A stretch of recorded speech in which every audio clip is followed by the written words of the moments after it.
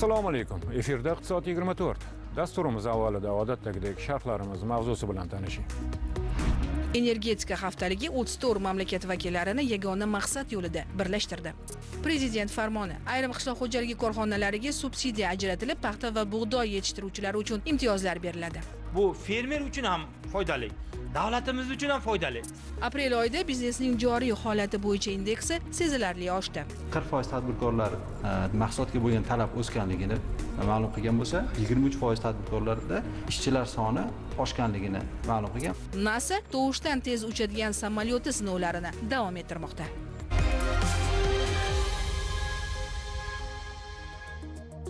Jahon siyosati va iqtisodiyotida tektonik transformatsiya jarayonlari kechayotgan bugungi sharoitda O'zbekistonning pragmatik, ochiq va ko'p qirrali tashqi siyosati aniq natija beryapti. Respublikamiz o'zining har jabhadagi taraqqiyoti, ikki va ko'p tomonlama munosabatlardagi amaliy hamda istiqbolli tashabbuslari bilan Markaziy Osiyoning yangi geoiqtisodiy manzarasini shakllantirmoqda. Aytish joiz, bunda texnologik va sanoat jihatdan yaqin hamkorlar bilan tizimli muloqot muhim ahamiyatga ega. Shu nuqtai nazardan 15-may kuni Qozog'istonning Turkiston shahrida bo'lib o'tgan Turkiy davlatlar tashkilotiga a'zo mamlakatlar rahbarlari kengashining norasmiy sammiti va unda erishilgan kelishuvlar tuzilma doirasidagi hamkorlikni yangi, yuqori texnologik industrial kooperatsiya darajasiga ko'tarishi kutilyapti. Bunga yetarli asos bor. Masalan, 2025-yilda tashkilotga a'zo davlatlarning umumiy iqtisodiy salohiyati 2.4 trillion dollardan oshdi va uning dinamikasi global o'sishdan 2 barobar yuqori bo'ldi. O'tgan yilning o'zida O'zbekistonning tuzilma mamlakatlari bilan savdo aylanmasi 14% ga o'sdi, ya'ni 11 milliard dollarga teng. Joriy yildan Turkiy investitsiya jamg'armasi operatsion faoliyatini boshladi. Markaziy banklar kengashi, yashil moliyalashtirish bo'yicha Turkiy kengash ishi yo'lga qo'yildi. Bularning barchasi tashkilotning institutsional jihatdan tobora mustahkamlanib borayotganini tasdiqlaydi. Bu galgi oliy darajadagi muloqotlarda sun'iy intellekt, raqamli innovatsiyalar va yangi texnologiyalar orqali iqtisodiy o'sishni rag'batlantirish, davlat xizmatlarini takomillashtirish va mintaqaviy bog'liqlikni kuchaytirish masalalari muhokama qilindi. Har doimgidek O'zbekiston barcha hamkorlarga iqtisodiy foyda keltiradigan amaliy tashabbuslarni ilgari surdi. Transport bog'liqligini yaxshilash uchun raqamli logistika platformalarini yaratish va integratsiya qilish kabi dolzarb ahamiyatga ega bo'lgan qator istiqbolli takliflar shular jumlasidan. Biz ana shu va sammitning boshqa muhim tafsilotlari haqida ekspert tahlillariga murojaat qilamiz. Suhbatdoshim Ibrohimjon Toymuhammedov, iqtisodiyot fanlari nomzodi, professor. Ibrohimjon aka, Turkiy davlatlar tashkilotining maqsadlari, bo'lib o'tgan norasmiy sammit tafsiloti hamda natijalarini iqtisodiy nuqtai nazardan qanday baholaysiz? Tuzilmani oldinda qanday istiqbollar kutmoqda? So'nggi yillarda Markaziy Osiyo va Qozog'iston davlatlari, ya'ni Turkiy davlatlarining rivojlanishi boshqa mamlakatlarga qaraganda birmuncha barqaror va yuqori ko'rsatkichlarga ega bo'ldi. Oxirgi yillarda Turkiy mamlakatlarining rivojlanishi umumiy salohiyati 2,5 trillion dollardan ko'proq rivojlandi va umumiy jahon rivojlanishiga nisbatan 2 barobar ko'p ko'rsatkichni, ya'ni 6.8% ni tashkil etdi. O'zbekiston Turkiy mamlakatlari ichida ular bilan oladigan savdo natijalari 11 milliard dollardan ko'proq ulushni egalladi va so'nggi yillarda juda yuksak rivojlanish darajasiga ega bo'ldi. Bu Turkiy davlatlarining norasmiy sammiti o'z ichiga bir qancha masalalarni olgan, ularning yakuniy rivojlanishi Turkiy dunyo nigohi 2040 masalasini qo'yishga va bu masalada rivojlanish borasida barcha mamlakatlar, shu jumladan O'zbekiston ham o'z oldiga bir qancha masalalarni qo'ygan. Mamlakatimiz rahbari bir qancha masalalarni ilgari surdilar. Bu masalalar asosan quyidagilardan iborat bo'ldi. Bugungi kunda butun dunyoda raqamlashtirish va sun'iy intellektdan foydalanish masalalari birlamchi masalalardan bo'lganligi sababli mamlakatimiz rahbari ham birinchi masala qilib mamlakatda va Turkiy hamjamiyatda sun'iy intellektdan foydalanish va raqamlashtirish jarayonlarini tezlashtirish borasidagi masalalarni birlamchi qo'ydilar. Bugungi kunda O'zbekiston mana shu raqamlashtirish jarayonlariga xorijiy sarmoyadorlardan 6 milliarddan ko'proq investitsiyalarni jalb qilinganligi va mamlakatda, ayniqsa Toshkentda, Samarqandda va yirik viloyat shaharlarida IT texnologiyasini rivojlantirish va IT markazlarini shakllantirish bo'yicha bir qancha ishlar olib borilayotganligini uqtirib o'tdilar. Keyingisi raqamli koridorni yaratish Turkiy mamlakatlarda, transport va logistika sohasini raqamlashtirish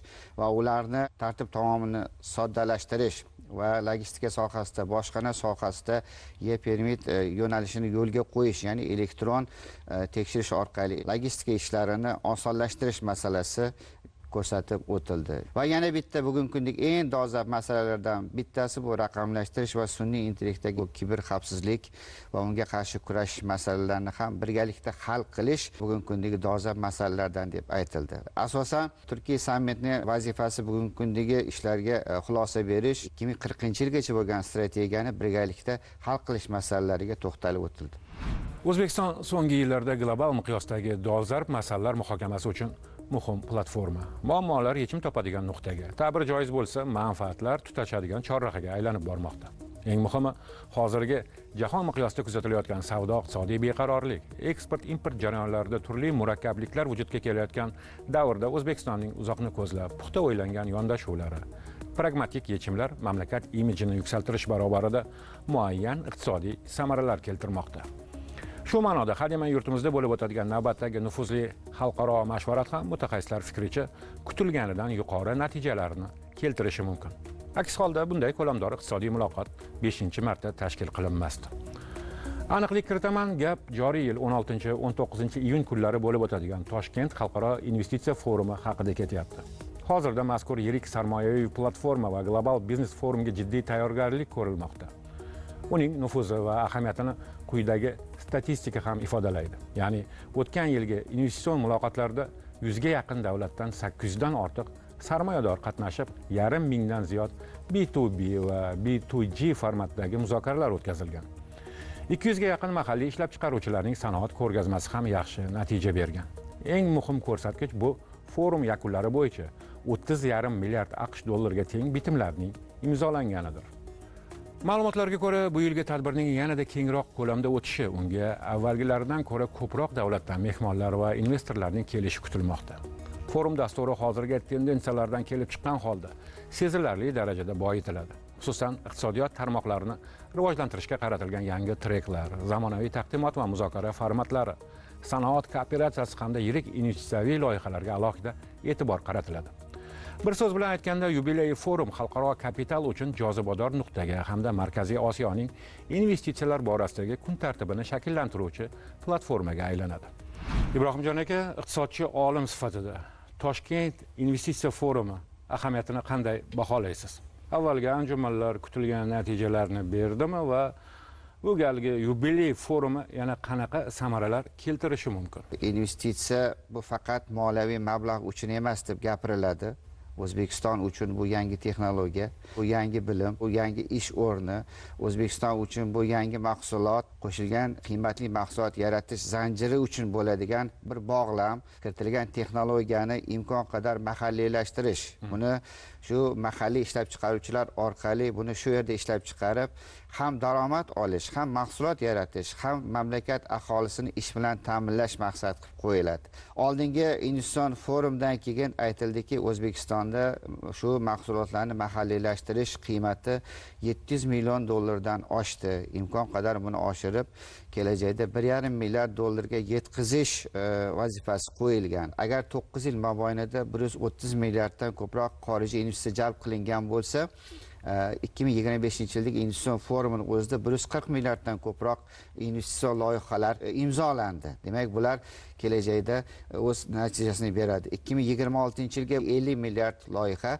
imzolanishi belgilab qo'yilgan.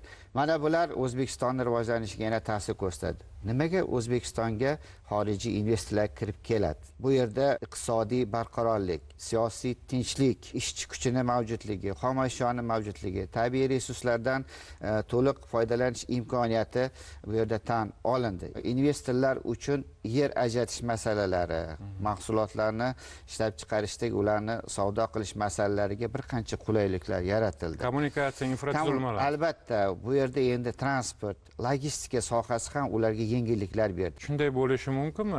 Albatta, har bir forumga keladigan qatnashchi o'zini manfaatini ko'zlaydi birinchi navbatda. Bizning iqtisodiyotimizga kirib kelishi kutilayotgan mablag', investitsiya qandaydir yo'l bilan boshqa yoqqa burilib ketib qolish ehtimoli bormi? Albatta bu boshqaruvga bog'liq, iqtisodiy boshqaruvga. Baribir uning ijobiy tomonlari bu yerda ustunlik qiladi. Chunki investitsiyani kirib kelishi quruq investitsiya emas, texnologiya kirib keladi. Islohot bo'lmasa ekan investitsiya bo'lmaydi. Investitsiya bo'lmasa ekan hech qanday islohot bo'lmaydi. Yaqindagina poytaxtimizda bo'lib o'tgan yoqilg'i energetika sohasidagi bir qator muhim ko'rgazma va anjumanlarni birlashtirgan 28-chi O'zbekiston energetika haftaligi mutaxassislar fikricha soha uchun yangi ustuvorliklarni belgilab berdi. Uning doirasidagi forumlar, turli formatdagi muhokama va muzokaralar, ixtisoslashgan ko'rgazmalar, yangi energetika, innovatsiyalar, barqarorlik, mintaqaviy hamkorlik shiori ostida o'tkazildi. Haftalik sohaning dolzarb kun tartibini aks ettirgani holda barqaror rivojlanish strategiyalari, texnologik o'zgarishlar va mintaqaviy hamda xalqaro hamkorlikni kengaytirish masalalarini muhokama qilish uchun qulay platforma yaratdi. Ekspozitsiyalar va biznes dasturining uyg'unligi yagona professional makonni shakllantirdi. Strategik masalalar muhokamasi, amaliy yechimlar va texnologiyalar namoyishi bilan birga olib borildi. Jarayonlarda 30 dan ortiq mamlakatdan 600 ga yaqin kompaniya hamda 1,5 mingdan ziyod delegatlarning ishtiroki rekord ko'rsatkich sifatida e'tirof etilmoqda. Muxbirimizning voqelikka oid quyidagi tahlillari bundan da ko'p qiziqarli ma'lumotlar va yangiliklarni qamrab olgan. 3 kun davomida KX Uzbekistan ko'rgazmalar majmuasi global energetika bozorining o'ziga xos xaritasini eslatdi. Forumning bu yilgi tadbirlari dunyoning 34 davlatidan 1900 nafarga yaqin delegat va qariyb 18 ming ishtirokchilarni bir maydonda jamladi. 580 dan ortiq mahalliy va xorijiy kompaniyalar 13,5 ming kvadrat metr hududda neft, gaz, yashil energetika, raqamli texnologiyalar va sanoat muhandisligi sohasidagi innovatsion yechimlarni namoyish etdi. Bugun jahon energetika bozorida raqobat resurslar emas, texnologiyalar uchun kechmoqda. Kimda samarali yechim, tejamkor tizim va innovatsion yondashuv bo'lsa, bozor ham o'shaniki. Ekspertlar e'tiroficha, energetika haftaligi O'zbekistonning ana shu global jarayondagi faol ishtirokini yana bir bor namoyon etdi. Quyosh panellari, raqamli boshqaruv tizimlari, sanoat uskunalari, standlarda namoyish etilgan har bir texnologiya ortida katta iqtisodiy manfaat va energiya xavfsizligi masalasi turibdi. Ayniqsa bu yil Xitoy milliy pavilyoni e'tibor markazida bo'ldi. 155 ta kompaniyadan iborat ekspozitsiya ko'rgazmaning eng yirik ishtirokchilaridan biri.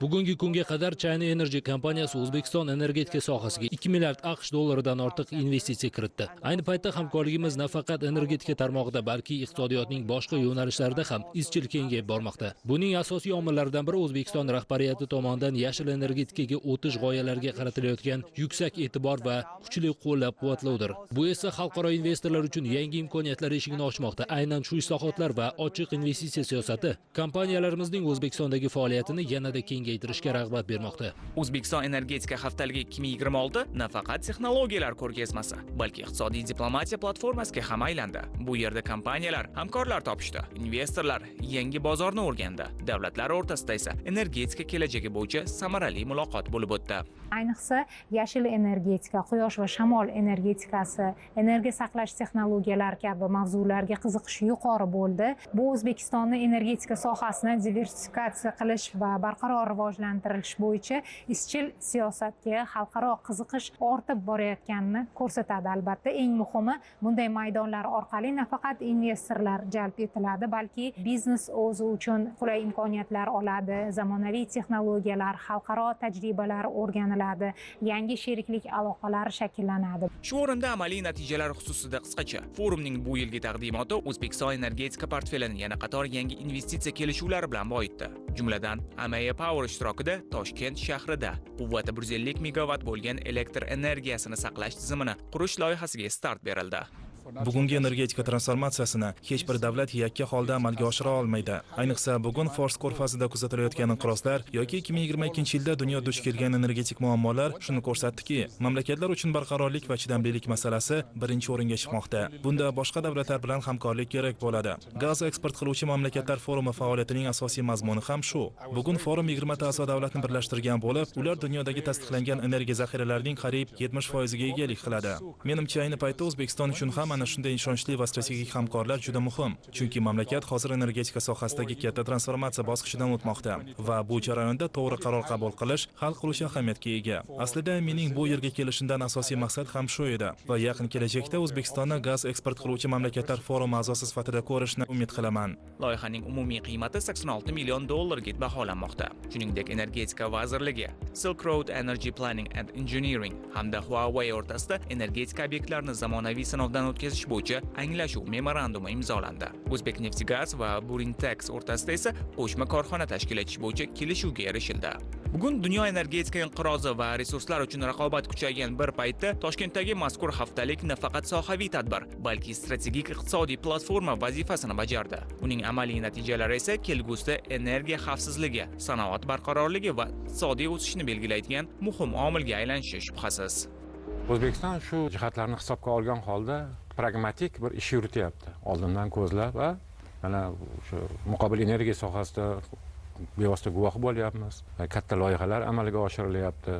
Bunda energetika haftaligi kabi anjumanlar, tadbirlar ham qandaydir rol o'ynaydi albatta. O'zbekiston 9 yil ichida energiyani eksport qiladigan davlatga aylandi degan fikr menimcha to'g'ri.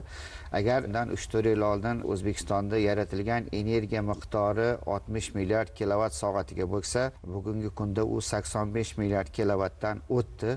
2030-yilga borib O'zbekiston aholisi agar oshadigan bo'lsa, ya'ni 40 millionga yetadi desak, O'zbekistonda iste'mol qiladigan energiya miqdori 120-125 milliard kilovatt deb bashorat qilinmoqda. Lekin O'zbekistonda shu muqobil energiyani shakllantirish, quyosh energiyasi, shamol, suv kabi energiya beruvchilarni manbasini yaratish orqali 135-140 milliard kilovatt soatli energiya yaratish imkoniyatiga ega bo'ldi deb ta'kidlanmoqda. Bunday forumlarni o'tkazib borish maqsadga muvofiq deb bilamiz, chunki alohida olingan bir mamlakatda buni yaratish juda mushkul, chunki suv ham, shamol ham, hattoki shu quyosh ham hamjihatlikni tejashni talab qiladi. Energetika haftaligi doirasida o'tkazilgan tadbirlar va natijalari bo'yicha tahlillaringiz qanday? Jahondagi bo'layotgan siyosiy holatlar, iqtisodiy tangliklar deymizmi, bularning barchasi energetika sohasiga bevosita va bilvosita ta'sirini o'tkazib bormoqda. Yaratilayotgan energiyaning deyarli 30% muqobil energiya deb tan olinadi. Prezidentimiz tomonidan 2024-yilda 2030-yilga borib muqobil energiyani miqdorini 54% ga yetkazish talabi qo'yildi. Markaziy Osiyo davlatlari O'zbekiston, Qirg'iziston, Kaspiy, Ozarbayjon va Gruziya orqali yashil energiya koridorini shakllantirish masalalari boshlandi va bular amalga oshirilmoqda. Chuqur tahlillaringiz uchun rahmat. Biz esa dasturimizni davom ettiramiz. Oldinda yana muhim mavzularimiz bor. Mamlakatimizda oziq-ovqat ta'minotini barqarorlashtirish, qishloq xo'jaligi mahsulotlarini yetishtirish, saqlash, qayta ishlash va eksport qilish bo'yicha keng imkoniyatlar yaratilgan. Natijada bugungi kunda tarmoqda 4 milliard dollarlik mahsulotni eksport qilish imkoniyati mavjud. 2030-yilga qadar esa bu ko'rsatkichni 10 milliard dollarga yetkazish, tashqi savdo geografiyasini yana 100 ta davlatga kengaytirish maqsad qilingan.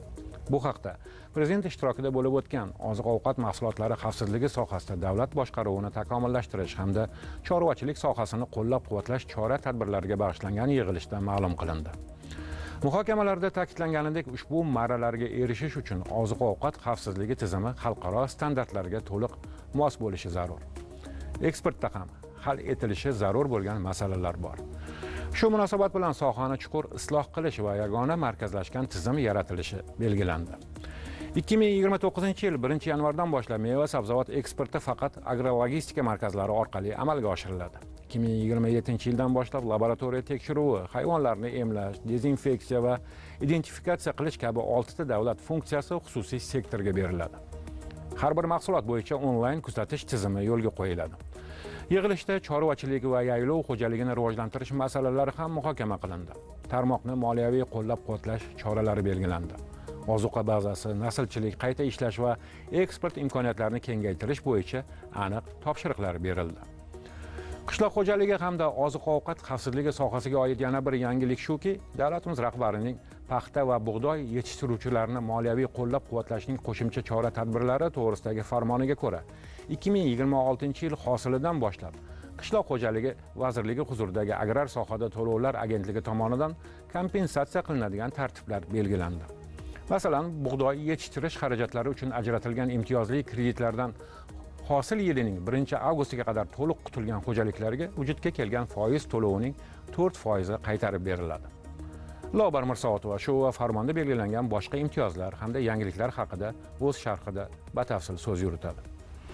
Bugun agrar sohada faqat hosil yetishtirishning o'zi yetarli emas. Zamonaviy texnika, sifatli urug'lik, suv tejovchi texnologiyalar, mineral o'g'it va yoqilg'i bularning barchasi katta mablag' talab qiladi. Shu bois davlat tomonidan fermer va klasterlarga imtiyozli kreditlar, subsidiyalar hamda moliyaviy yengilliklar ajratilishi fermerlar uchun madad bo'ladi. Paxta va bug'doy yetishtiruvchilarni moliyaviy qo'llab-quvvatlashning qo'shimcha chora-tadbirlari to'g'risidagi prezident farmonidan ham maqsad shu: fermerlarga moliyaviy ko'mak va ishonch berish. Farmonni mohiyati shundaki, bu fermer uchun ham foydali, davlatimiz uchun ham foydali. Sababi fermer mahsulotni o'z vaqtida yetishtirib, kredit o'z vaqtida qaytarsa, bundan ko'proq moddiy manfaat oladi.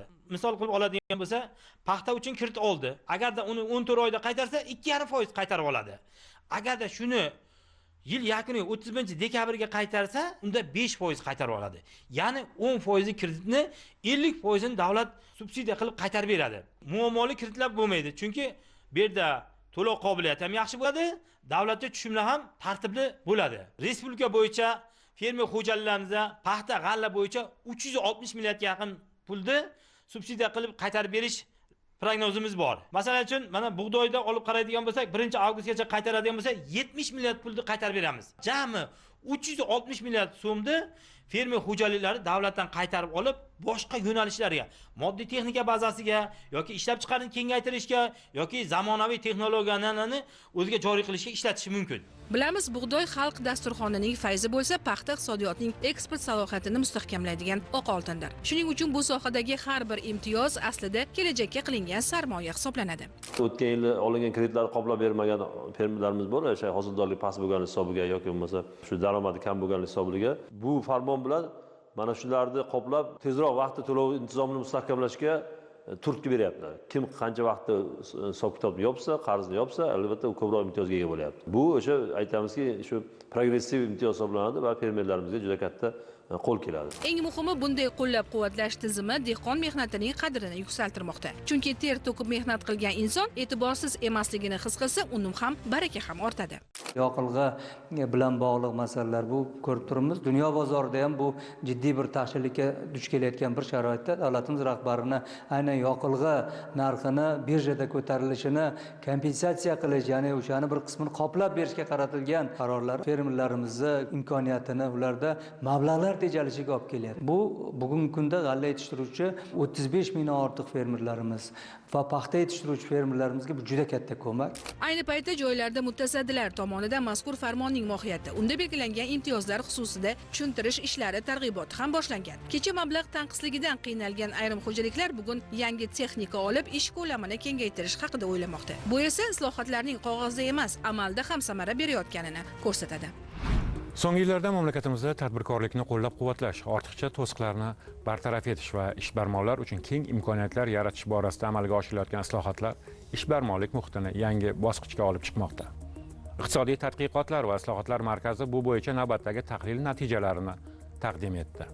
Xulosalar respublika bo'ylab tadbirkorlar o'rtasida har oy o'tkaziladigan so'rovlar asosida tayyorlangan. Ma'lum qilinishicha, aprel oyida tadbirkorlikning joriy holati bo'yicha indeks sezilarli oshgan. Joriy yilning aprel oyi yakunlariga ko'ra biznes muhiti umumiy indeksi 60 bandni tashkil etdi. Bu o'tgan yilning shu davriga nisbatan 3 bandga, 2026-yil mart oyiga nisbatan esa 4 bandga yuqori. Indeks 50 balldan yuqori bo'lgan biznes muhitida ijobiy tendensiyalar saqlanayotganini ko'rsatadi. Aprel oyida o'tkazilgan so'rovnomalarda 37% tadbirkorlar hozirgi kunda biznes holati yaxshi ekanligini ma'lum qilgan. Bu o'tgan oyda 36% tashkil qilgandi. Shuningdek 40% tadbirkorlar mahsulotga bo'lgan talab o'sganligini ma'lum qilgan bo'lsa, 23% tadbirkorlarda ishchilar soni oshganligini ma'lum qilgan va bu o'tgan oyda 21% tashkil qilgan. So'rov natijalari biznes faolligida ijobiy o'zgarishlar davom etayotganini ko'rsatmoqda. Endi biznes muhiti indeksining tarmoqlar kesimidagi tahlillariga e'tiboringizni qaratamiz.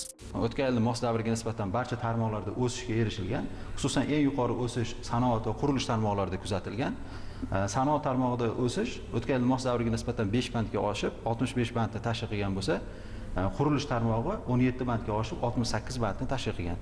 Shuningdek, qishloq xo'jaligi ham 63 bandni hamda xizmat ko'rsatish 56 bandni tashkil qilgan. Bu o'tgan yil mos davriga nisbatan 2 va 1 bandga o'sish namoyon qilgan. Tahlil va so'rovlarda qayd etilishicha, ayrim sohalarda moliyaviy to'siqlar pasaygani haqida ham ma'lumotlar bor. Bu yana bir karra yurtimizda biznes muhiti yaxshilanayotganiga asos bo'la oladi. Yana bir tomoni, bu faqat iqtisodiy ko'rsatkichlar o'sishi emas, balki tadbirkorlarning o'z kuchiga ishonishi, yangi g'oyadan qo'rqmasligi, tashabbus bilan maydonga chiqishidir. Chunki ishbilarmon erkin nafas oladigan joyda taraqqiyot bo'ladi, investitsiya keladi. Dasturimiz taomuliga muvofiq xorijiy davlatlarda ro'y berayotgan iqtisodiy jarayonlarga ham bir nazar tashlaymiz. Sharhlovchimiz Feruza Ismatovaning xabar berishiga qaraganda, Yaqin Sharqdagi vaziyat global iqtisodiyotning strategik tarmoqlariga ta'sir o'tkazib, energiya resurslari narxining ko'tarilishi va taqchilligiga olib kelmoqda. Xitoyning elektromobillar ishlab chiqarish bo'yicha eng yirik avtokonserni BYD Yevropadagi foydalanilmayotgan zavodlarni sotib olish masalasini muhokama qilyapti. NASA kosmik agentligi tovush tezligida uchadigan samolyot sinovlarini davom ettirmoqda. Endi shular haqida batafsil. Yaqin Sharqdagi geosiyosiy keskinlik jahon energetika bozorini izdan chiqarmoqda. JP Morgan Chase moliyaviy instituti ma'lumotlariga ko'ra, vaziyat o'zgarmasa, Brent tipidagi 1 barrel neft narxi $150 gacha ko'tarilishi mumkin. Hormuz bo'g'ozidagi uzilishlar ortidan so'nggi 2,5 oyda global bozor taxminan 1 milliard barrel neft tanqisligiga duch keldi. OPEC a'zo davlatlar ham eksport bilan bog'liq muammolar bois qora oltin qazib olish hajmini so'nggi 20 yildan ortiq vaqt ichidagi eng past darajaga tushirdi. Neft bahosidagi o'zgarishlar Yevropa iqtisodiyoti jihatidan yetakchi hisoblangan Germaniya hukumatini favqulodda choralar ko'rishga undadi. Mazkur mamlakatda energiya mahsulotlari narxi 10.1% ga oshdi. Bunday holat ishlab chiqarishning barcha jabhalariga, shuningdek uy xo'jaliklariga ham ta'sir o'tkazdi. Osiyoda ham vaziyat jiddiy. Hindistonda benzin va dizel narxlari 3% dan ziyod oshirildi. Yaponiyada ko'mirda ishlaydigan issiqlik elektr stansiyalarida ishlab chiqarish 11% dan ortiqqa. Janubiy Koreyada esa qariyb 40% ga o'sdi. Bu suyultirilgan tabiiy gaz yetkazib berishdagi uzilishlar bilan izohlanmoqda. Kubada esa dizel va mazut tanqisligi tufayli energetika tizimi og'ir ahvolda qoldi. Poytaxt Gavanada elektr ta'minotida sutkasiga 22 soatgacha uzilishlar kuzatilmoqda. Xitoyning yirik avtokonserni BYD Yevropadagi to'liq quvvatda ishlamayotgan zavodlarni xarid qilish bo'yicha Stellantis hamda boshqa kompaniyalar bilan muzokaralar olib bormoqda. Bloomberg ma'lumotlariga ko'ra, konsern ishlab chiqarish maydonlarini qo'shma korxonalar orqali emas, balki mustaqil ravishda boshqarish niyatida. BYD ayniqsa Italiyadagi zavodlarga katta qiziqish bildiryapti. Yonilg'i narxlarining keskin ko'tarilishi fonida elektromobillarga talabning barqaror ortib borayotgani mazkur qarorga turtki bo'lgan. Shu sababli konsern xorijiy bozorlarga faol chiqishga intilyapti. Kaliforniyaning Mojave cho'lida NASA tovushdan tez uchadigan X-59 samolyoti sinovlarini davom ettirmoqda. Liner Quest dastur doirasida Lockheed Martin korporatsiyasi bilan hamkorlikda ishlab chiqilgan. U tovushdan 1.4 baravar tez uchish bilan birga parvoz chog'ida deyarli shovqin chiqarmaydi. Sinovlar davomida muhandislar o'zgacha dizaynga ega X-59 ning texnik holati va aerodinamik tebranishlarga nechog'li bardosh bera olishini baholashmoqda. Shuningdek, aholi punktlari o'rtasida parvozlarni amalga oshirish ko'zda tutilgan. Maqsad kelajakda shovqinsiz va yuqori tezlikdagi havo qatnovlarini amalga oshirish imkonini beradigan yo'lovchi samolyotlarni ekspluatatsiyasini qaytadan boshlashga yo'l ochish. Iqtisod 24 dasturining bugungi sondan o'rin olgan mavzu hamda tahlillarimiz ana shulardan iborat edi. Keyingi yakshanbada yana efir orqali ko'rishguncha xayr, omon bo'ling.